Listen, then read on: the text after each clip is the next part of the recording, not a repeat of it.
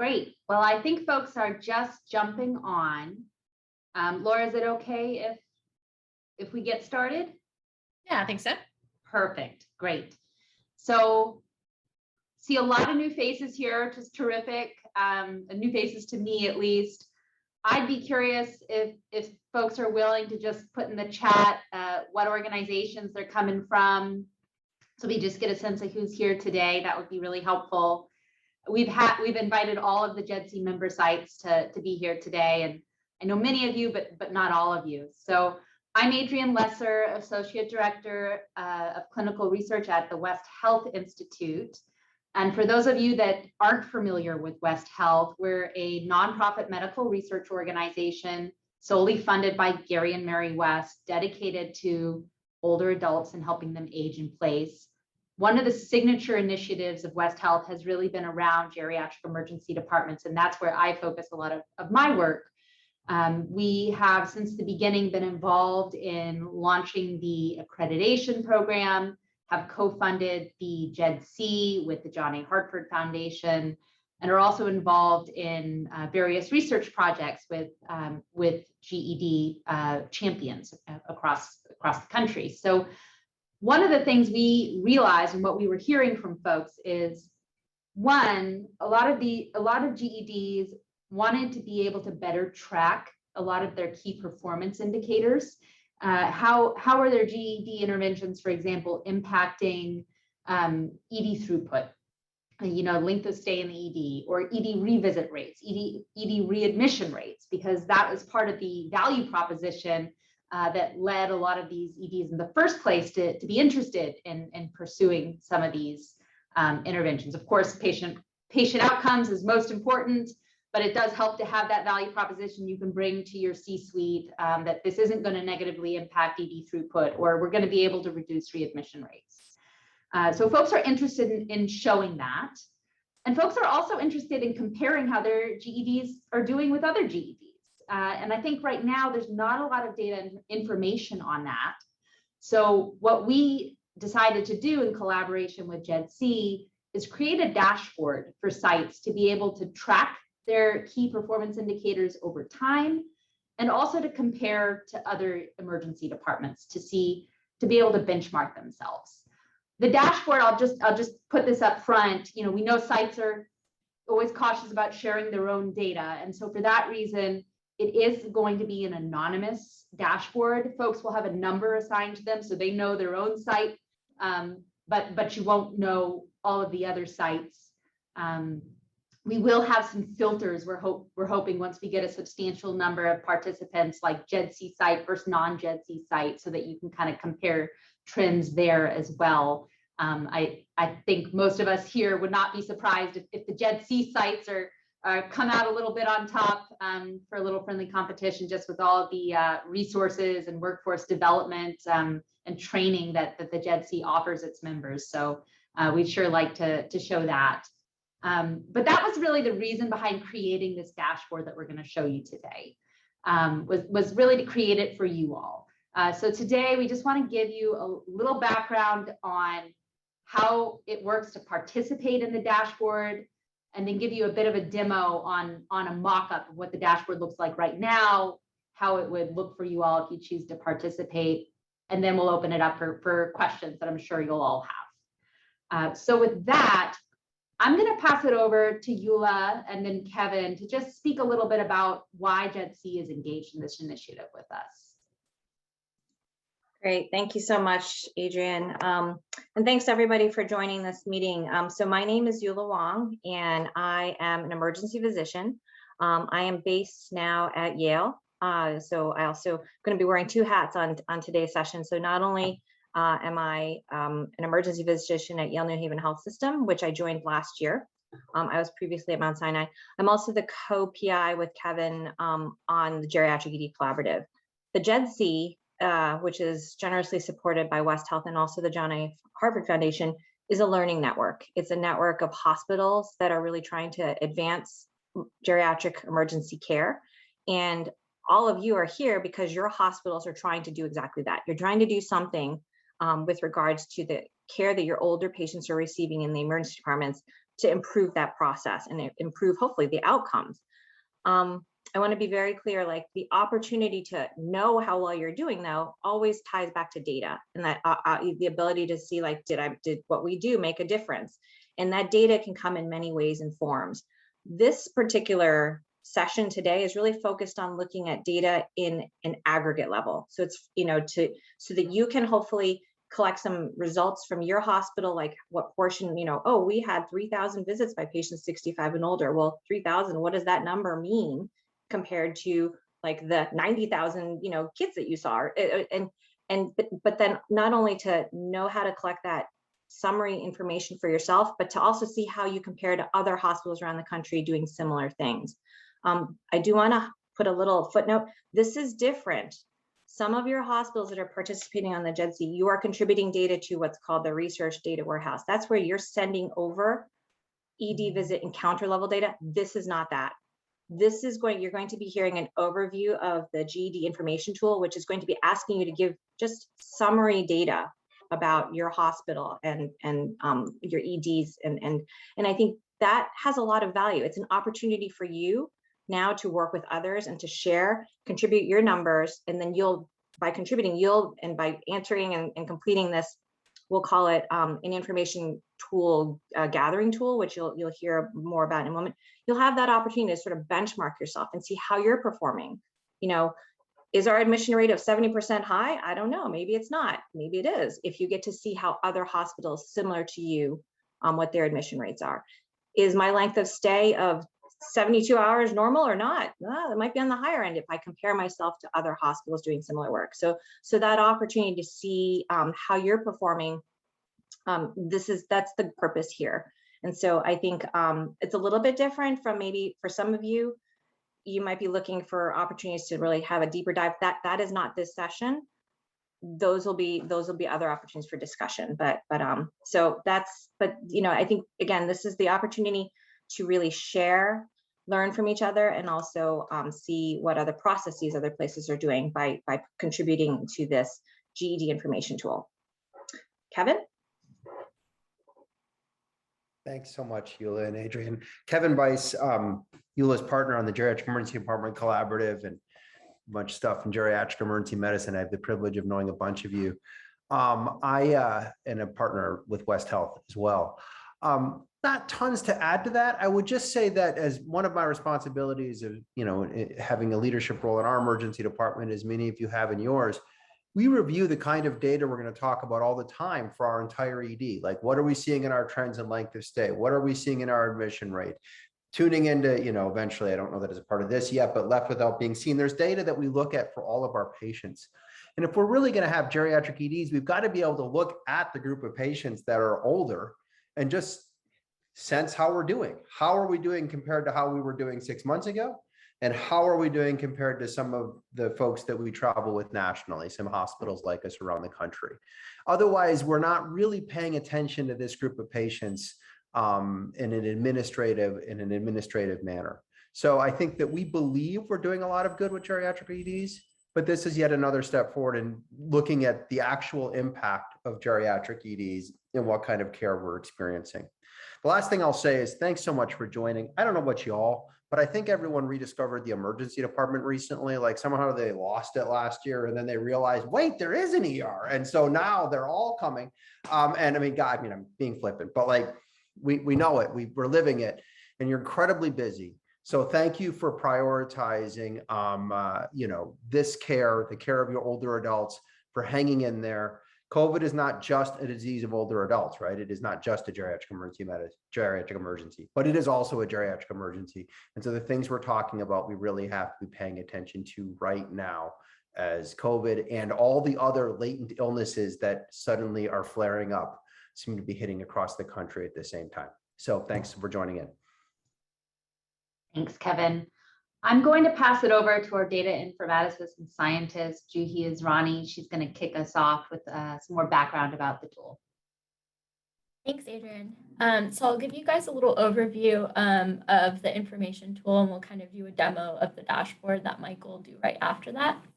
And we will send along these slides after the session. And Laura is going to put in the PDF version of the collection tool, so that as I'm kind of demoing it for you guys, if you want to go through it, you can do that as well. So as Adriane told you, this tool is really a user-friendly dashboard that's going to provide you guys with that on-demand summary of those key performance indicators. And again, it's aggregate level data that's non-PHI. And basically, it's going to help you guys track improvements, relevant interventions, trends, report those outcome measures, and even use baselines and benchmarks against other organizations. Some of the type of key metrics that we really hope that can help you with this is demographic characteristics of seniors visiting the ED, different types of screenings that are being deployed in the ED for the seniors, what types of clinical conditions that are being presented to the ED, and those common procedures and medications as well.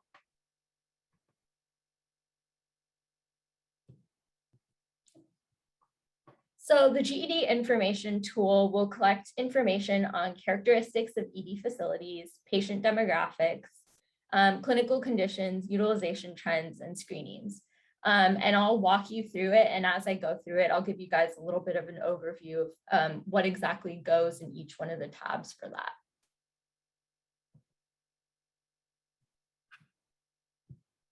So when you have the collection tool,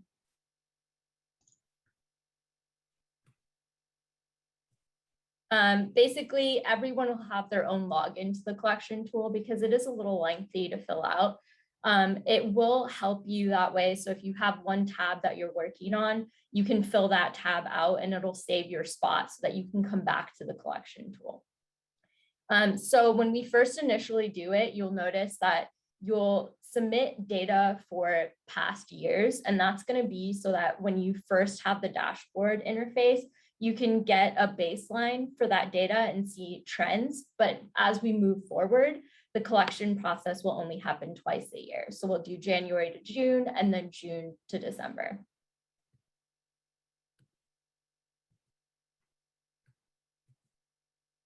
So basic submission information will be included, such as the individual submitting their form and some information. This will not be shared on the dashboard. And then we'll have characteristics of the emergency department facility. So how many beds does your ED have? Do you have an observation unit? And then as you can see here, you'll see those past years of data that you'll submit initially for that first time. And this is where you'll add that aggregate level data, so the number of observational stays that you have. And within the tool, you'll be able to visualize the data as it's being submitted. So this graphic will change as you're submitting the data. We've also included bounds within each of these based on national trends. So for example, if you're submitting data for your site and you maybe put an error where you meant to do 36%, but you accidentally did 63%, it'll just flag it and give you a little overview that'll say, hey, this value seems a little high. You may want to go back and check it. Patient demographics that will be included are like annual ED volume, and then breakdown based on age. We also have a breakdown based on race, payer type, and then that ESI score so that we can calculate some sort of acuity levels. And then the clinical conditions that are targeted in the ED usually, such as delirium and dementia, are also going to be included within this tool. And we even provide you with an ICD-10 condition list that you can download and know exactly what code sets that we are requiring you to pull for these aggregate level calculations. It also has utilization trends such as length of stay. We've included the comparison model so that you can do the length of stay for all ED patients versus those that are age 65 and plus. All-cause 30-day revisit rates, admissions, and readmissions, as well as average length of stay. And then we have a tab for the screening information. So I know all sites don't conduct all the same or similar screenings. So for example, if your site conducts delirium screening, you can kind of hit that screening and it'll open down an icon underneath that will tell you what different types of screenings are conducted there. And then you can go down below and fill out the chart. And then lastly, we'll have that submission page that'll basically give you an overview of all the values that you've submitted throughout the information tool. And that way you can do one last fact check before you submit it.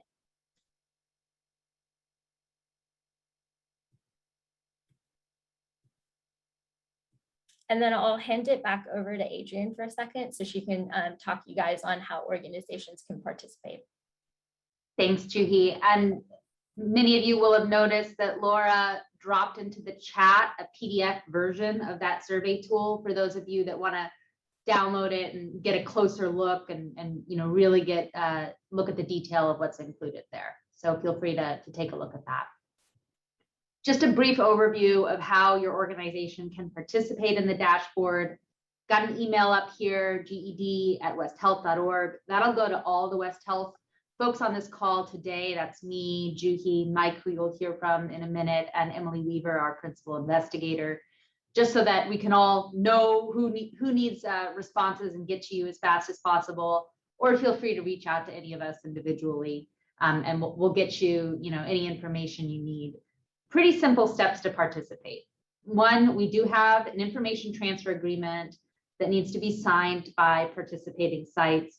It's just a couple of pages, but it does cover the disclosure of the de-identified aggregate data, permitting you to transfer that summary data to West Health, and specifies how we're going to use the data and our responsibility to keep your site anonymous, etc. So those sites that are interested in participating will get you that information transfer agreement.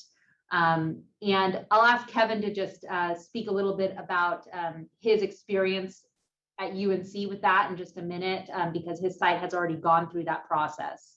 Once that ITA is complete, that's when we can send you a link to that data collection tool Juhi just showed you, so you can fill it out.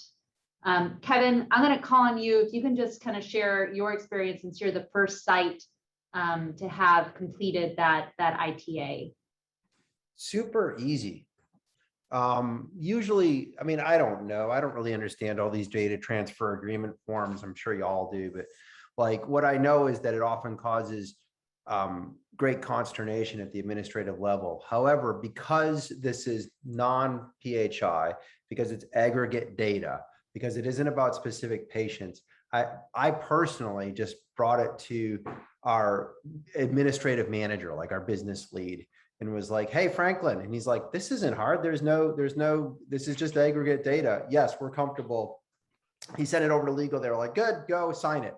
At UNC, getting something signed in 2 weeks is, well, I mean, it's beyond light speed. I don't know. Maybe it's warp 7 or something. But I've never seen anything move that quickly. And to me, it was just finding the right person in our office. We all know who those people are that kind of get it.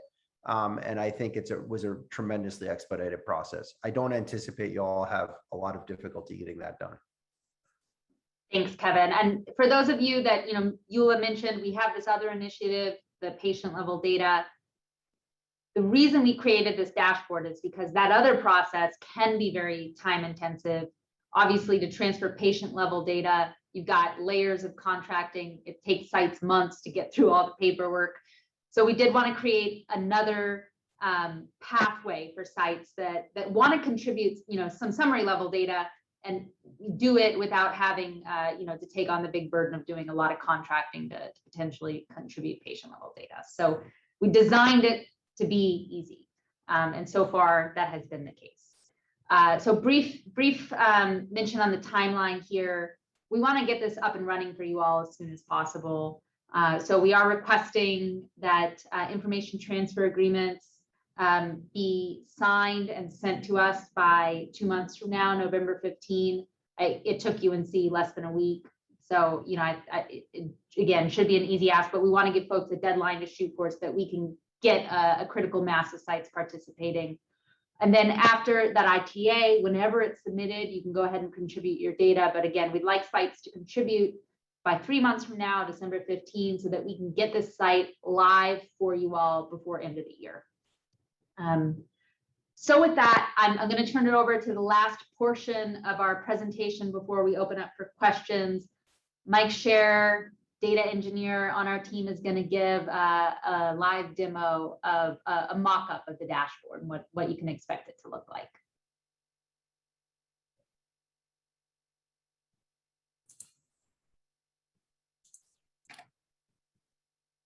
Hello, my name is, can you see the correct screen right now?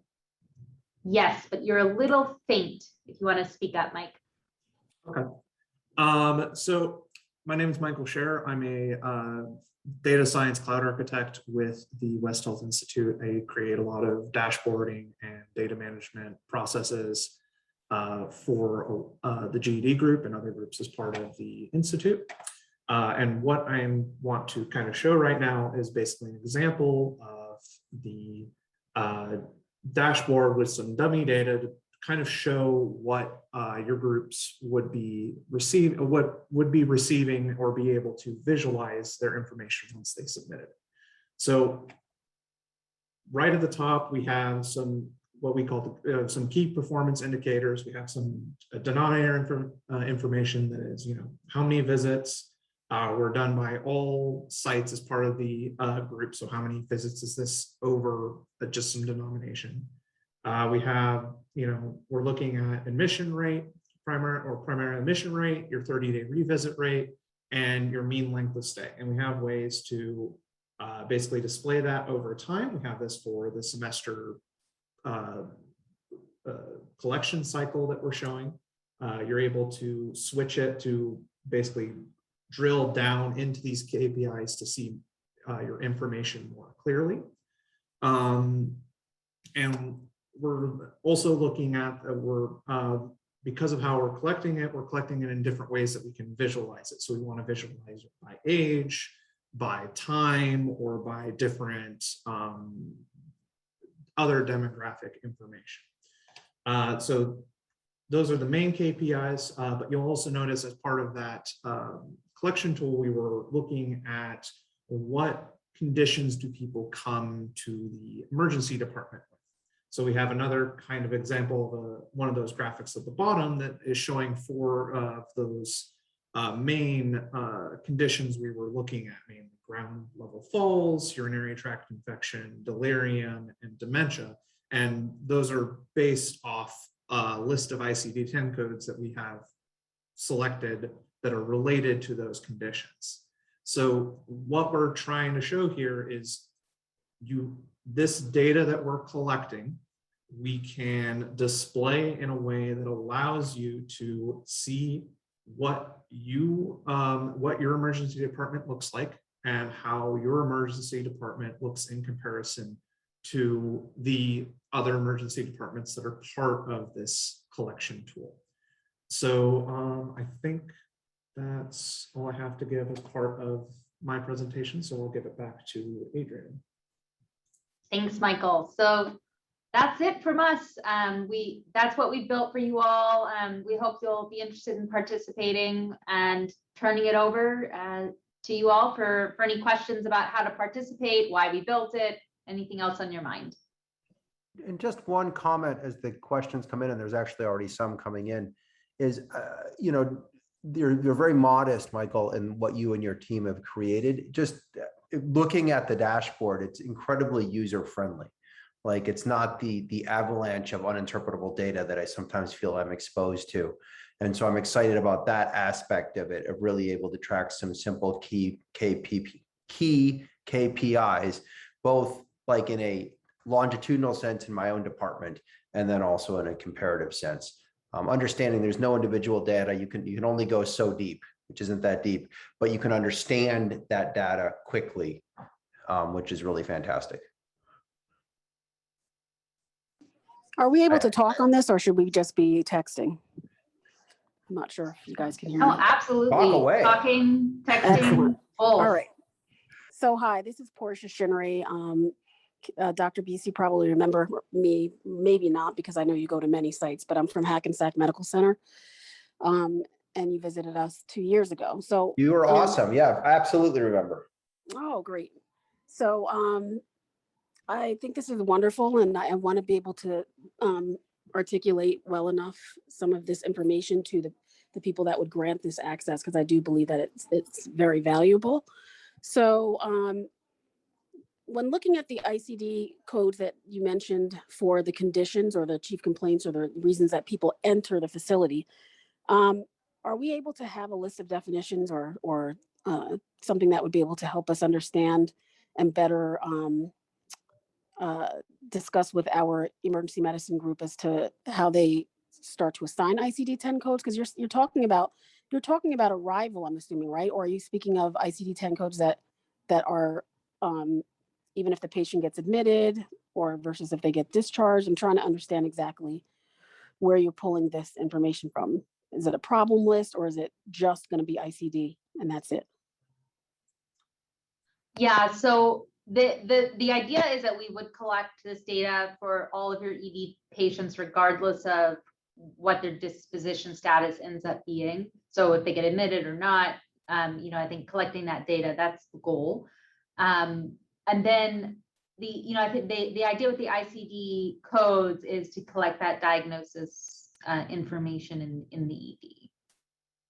So basically we would be asking your if you have a data support team to summarize those ICD-10 codes from the EHR records that you all have in your site, and give those to us, just the summary.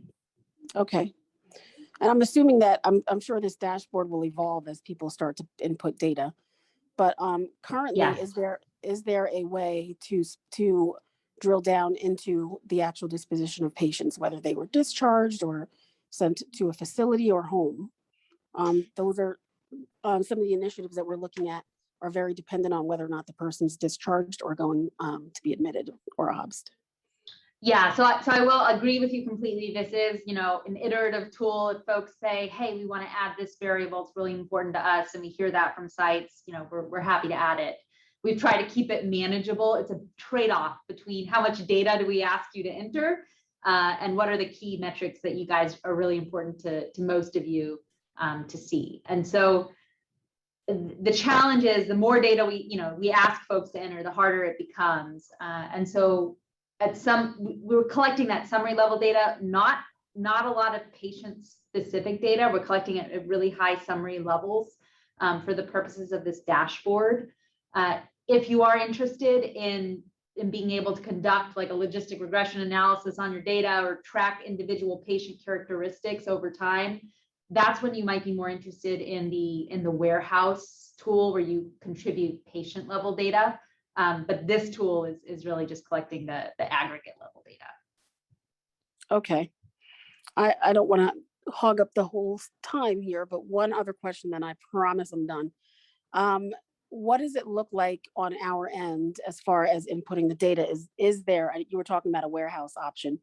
Without the warehouse option, is there a passive way of inputting this data, or is this something that needs to be manually done by someone on our end? So we have designed it as a manual entry process. Mike, I don't know if you have any words to say about whether there's like a push-pull process that you think we might be able to do with summary data. So how we kind of designed the survey tool to be inputted is we want to make it so it's a very user-friendly interface for people to basically insert this summary level data. For any sort of like encounter level data, there's a lot more extra stuff that has to be done technically. And if we're doing some sort of push-pull of summary level statistics, then in order for us to pull that, we'd have to connect some way with your IT institution. And the idea of connecting with the IT institution and adding all these extra steps is that it's more contracting that has to be done. It's more security rights that have to be done. And it's more extra time that has to be added on top of this. I believe we said earlier in the presentation that we're looking to collect this twice a year, so as to not overwhelm the people that are giving us this data, so they and And the tool is designed to basically have this be this manual input, so we don't have to go through all these extra steps. That's a I good think summary. Portia, I think that the bottom, I'm gonna do my mutilation of Michael's expertise in this. If we set up a system that goes into your Epic or EHR, I've been there, but I can't remember your EHR, and pull that data out, woo, all the sirens go off. So I think it has to be a push overall from your system to here. But I think that the collection fields are meant to be pretty simple and straightforward so that it can be entered rapidly. Is that a fair assessment? Yeah. Okay, that makes sense. Thank you.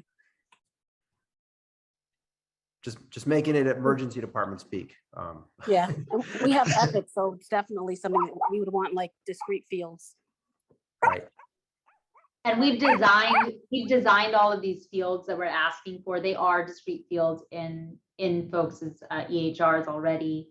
So it should be pretty easy to pull out that data on your side in a standardized way. We've worked with sites on this before and have experience with that, and would be confident the same would be true for your site. So I think in practical terms, sorry to just lean in, but just kind of, Yeah. I think, because I'm mostly, I'm clinical and policy and stuff. I don't have the research expertise that Ula and others do. And so I'm thinking of it in a very straightforward, simple way.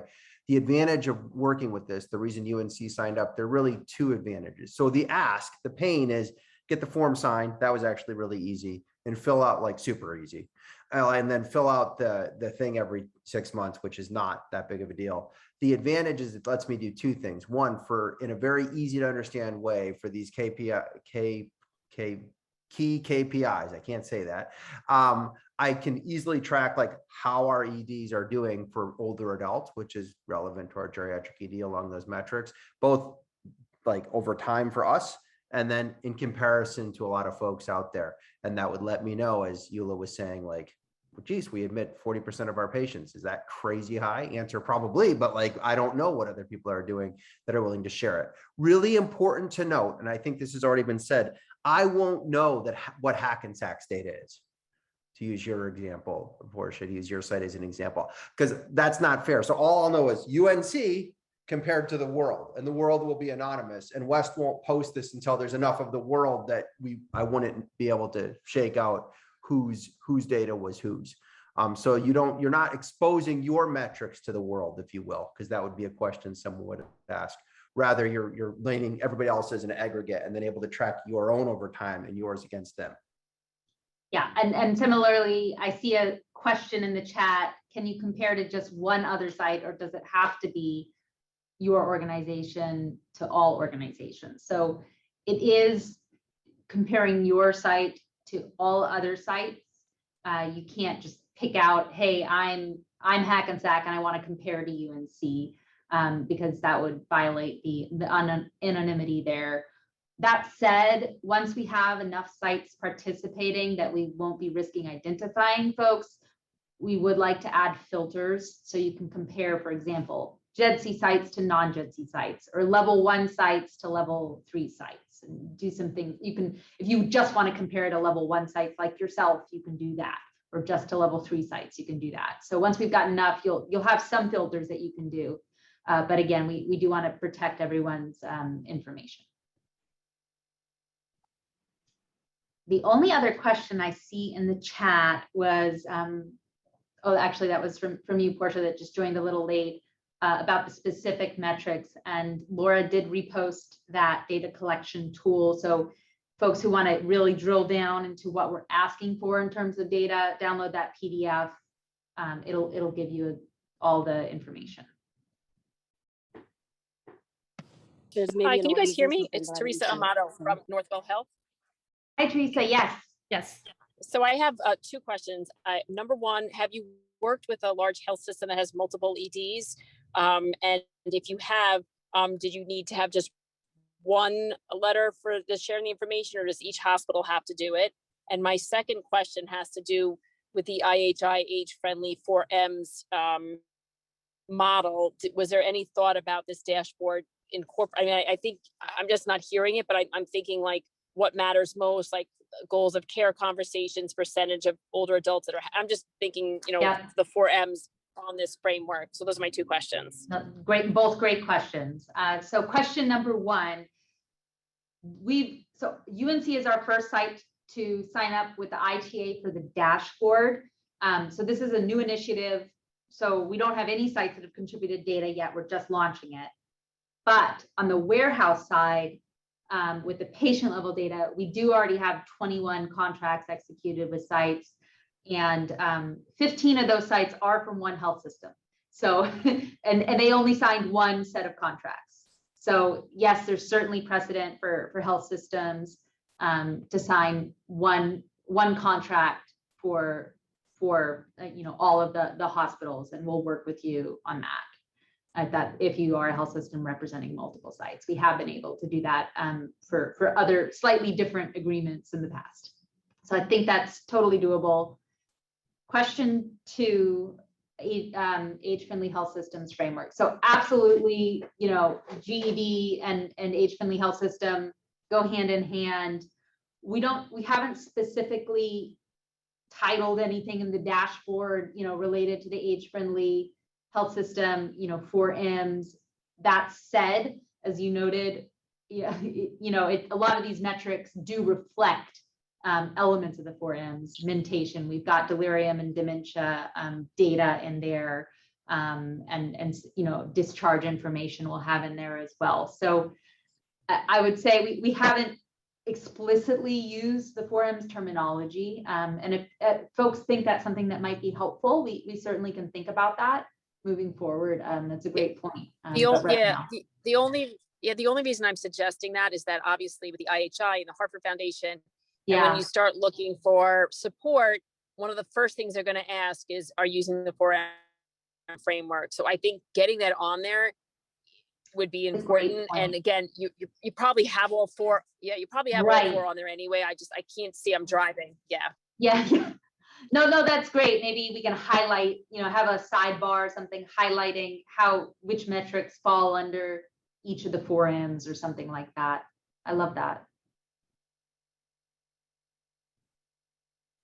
Is it possible to hear from some of our friends at UNC as to what they did to start to upload their data? Like, did you work with your IT teams and create a different dashboard that just reflects what is in the actual GEDC dashboard? Because we have dashboards, but of course they don't specifically roll up to what you guys have here. The honest answer is I have had nothing to do with the actual data transfer, and can't even look you in the eye and tell you that I'm certain that it's fully occurred yet. So I'll pause there. No, you're correct, Kevin. So the ITA was just executed last week. So that's phase number 2. Has not happened yet, but again, I can give you, examples from the sites that have participated in our warehouse initiative. We can meet directly with your data analyst team or your IT team or whoever it is that helps support you with data work at your site, and just talk with them about how to do it. We have some code written already on how to extract some of these variables from our warehouse work, and other sites that we've worked with on the warehouse have all been able to contribute the data without issue. So I'm confident something we could work through when the time is right. That makes me happy. Thank you. Yeah. Adriane, this is Ula. So I just wanted to really chime in. This GED information tool that was just described for this session, it is not a data extraction tool. It's not one where you're going to be like, oh, I can go on there and like look at and see what's going on with my hospital and the encounters with my patients. That data sits at your hospital because your hospital is not, is not comfortable, pushing that to a third-party entity. What this is the opportunity, like if you happen to be collecting stats on, I know how many patients my EDCs, and it's the visit volume that's, patients 65 and older is 60,000 patients. And of the 60,000 patients, I know that 30,000 of them get admitted. So I can say 50% of my patients get admitted. I go in and into this tool, and that's in the PDF. I enter that value twice a year so that you can, report on what your stats are. By reporting on what the stats are in your hospital of all the various things that are in this PDF, you can compare yourself to what other hospitals are reporting of their summary statistics. This is not a place where you can get that detailed level data. That being said, it does sound like some of you are really interested in that process and how that's done. That's the GEDC Research Data Warehouse. That's a separate initiative and effort, actually co-led also by Adriane and Juhi and Michael Shearer. If you are interested in that, there's opportunity, reach out to Adriane, because there are at least, I think, 15 more, almost 20 sites that are contributing that encounter level data, and the opportunity to do that deep drill down and look and see like, oh, well, I want to know like what portion of my patients are admitted that have this diagnoses. That's where you have that opportunity. So that's not today's session. That's another thing that's being happened. But again, there's a lot of steps and hoops your hospitals have to go through in order to contribute that kind of data. And this was seen as sort of an interim process, right? It's a little bit easier to get that ITA, what Kevin just described, to get your hospitals to like willingly say, oh, we can share summary stats.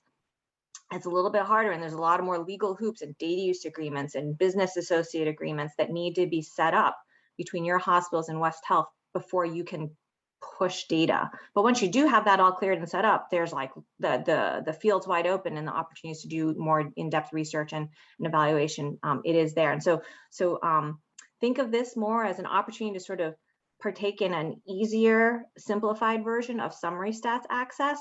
You are the first to be invited to do this, and so it's a process. We're like learning and figuring out how to go about making this more user friendly, and also something that could be of value to you. But if you're also interested in a deeper dive and that opportunity to really look at a little harder at the data, that's for the Research Data Warehouse, and this same team can direct you to that information. Yeah, thanks. And I'll just add on, for those of you that do already participate in the warehouse, this looks very much like the dashboard you already have. And eventually, and if you're interested to also participate in the dashboard, we do that simple ITA, and we've already got your data, so we can push it over to the dashboard. But as Ula said, this really is meant to be a resource for sites that may not want or don't need that research level, approach to the data, or don't have the resources to either pursue the contracting process, or don't maybe have the data support to participate in that more intensive warehouse. We also hope it'll be more representative. We're hoping to get more people involved in this dashboard so that we can really show, in a public site, look, here's how many emergency departments are participating in these GED initiatives, and here's the trends that they're seeing. So right now, a lot of the warehouse participants tend to be urban academic medical centers. And a lot of that is just because they have the resources and the time and the researchers to participate. But especially for level 3 sites that might have less resources, we want to make sure we've got something for them as well. We want to make sure we've got a forum where that's really representative of the full scope of emergency departments that are participating in the GED movement. So that's kind of a little bit more about why we've got these two different work streams. I see a couple more questions in the chat, so I'm going to jump to those.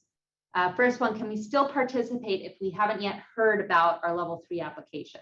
Absolutely. And like I said, this is meant to be an inclusive and representative dashboard for any site that considers itself a GED.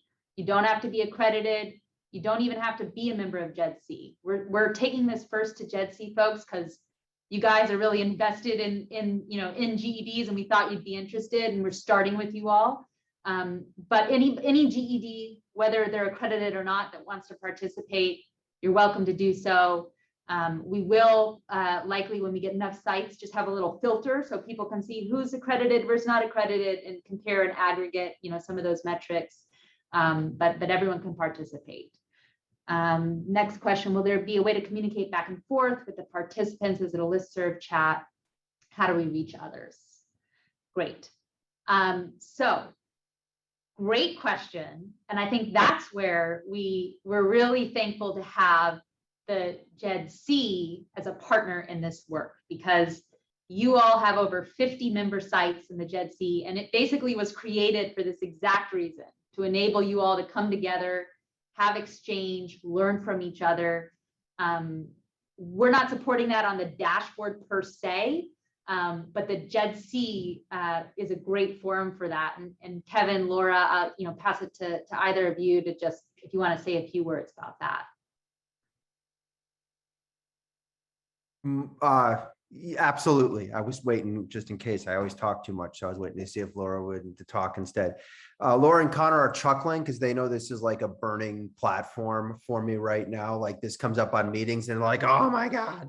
Because anyways, long story short, we are right now exploring the best collaborative platform for us, because really what needs to be able to happen is our friends at Hackensack have to be able to be like, hey, our delirium screening rates are going down and it's because our nurses are really tired or what. I'm just saying, does anybody else have that problem? And then other people can weigh in and say, yeah, at Anne Arundel, we're struggling with that. Or somebody else can say, God, we did this cool thing where we, we're able to incentivize just a little bit, some increased energy and momentum. And because that's what a collaborative is. All of us are facing different problems at different times, but we have similar sagas. And we really want to be able to share from our experience and cumulative wisdom. So that is infinitely doable. Laura and Connor know that we'll be talking about it again tomorrow. Look, I'm sure you can look forward to that. And we will be getting out to you all soon a solution for that makes sense, because I just think it's so important to what we need to be able to do. I was just answering, I'm always multitasking, an email from a friend in Massachusetts with exactly that kind of question. And I so look forward to all of us just being able to connect and share. And there's a real value for the GEDC in that. And this dashboard isn't that connection, but the data from it will help drive some of the conversations that we have together on it. So soon, very soon, we'll push that out. Very exciting, Kevin. This is Saket from Cleveland Clinic. Yeah. Hello. Just, I think most of the questions were already answered by Kevin and Ula. So I'm thinking, is there a possibility to have this dashboard and the folks who are contributing, and that could serve as a link for the warehouse as well, because the initial data agreement is there. Some of the agreements are already planned. Some of the data has already been connected. Can that serve as a link to much more clearer patient level data in the future? And that's one thing which came into my mind, because that's an effort, right? If any data collection, any data provider providing to the outside agency is going to be an effort from any IT or any analytics, whether it's a bigger healthcare system or a smaller, and Kevin has already laid out what he is envisioning as this move forward. I'm sure you have more ideas in your mind, which you haven't expressed just yet, about what that's going to look like a couple of years from now. But if we somehow can keep on, looking into that contract or how that's structured, and eventually make it, keep on making it standardized to the point where hope in the future that the folks who are in this dashboard can eventually link up to the warehouse, would be a good thing to do. It's a great point, and I would love that. Yes, the warehouse is open to all GEDC members. The warehouse is restricted to GEDC members, whereas the dashboard will be open to any GED. Now, of course, the GEDC is free to join, so why wouldn't you want to join? Then but in case but any site, any GEDC site that wants to contribute to the warehouse is certainly welcome to do so. And I agree with you. I think doing this as a first step could help build, the knowledge within your organization about doing this, and serve as a step towards warehouse participation in the future. We're ready whenever sites are ready to participate in either one of the initiatives. And certainly, I think starting in one, it makes sense to look into the other. Great. Well, I know we've got just a few minutes left. I think we've answered all of the questions in the chat. If I've missed any, please speak up. Or if you have any that you didn't put in the chat, please speak up. All right, great. So we will be following up this call, as I said, with an email with some attachments. We'll send that slide deck, which hopefully can be a resource for you all to reach out to, if you've got folks in your administration that you need to get their buy-in. We'll reach out, we'll include the data collection tool so you can see exactly what data we'd be asking for. And we'll attach that information transfer agreement as well, so you can see what the contract looks like. Any questions, shoot them back to me or that GED email address, and we'll get right to you. Again, on timeline, we're looking to get those ITAs executed in the next 2 months. And as soon as those ITAs get executed, you can send the data. We'd love to get your data by December 15, so we can make this live for you all by end of the year. So that said, if for whatever reason, you've got other priorities, you can't participate this year, you can always tell us you want to participate later. We'll still accept you. But we would love to get as many sites as possible on that timeline. Hey, Adriane. Yeah. Just to clarify, before it was November 15th, December or November 15th, just so everybody can. November 15 for the ITA to be Okay, signed, gotcha. and then December 15 for the data to be contributed. Great. Okay. Yeah. All right. Great. Well, thank you all so much. Really appreciate your time. Like I said, reach out with any questions. Thank you. Thanks, everyone. Bye.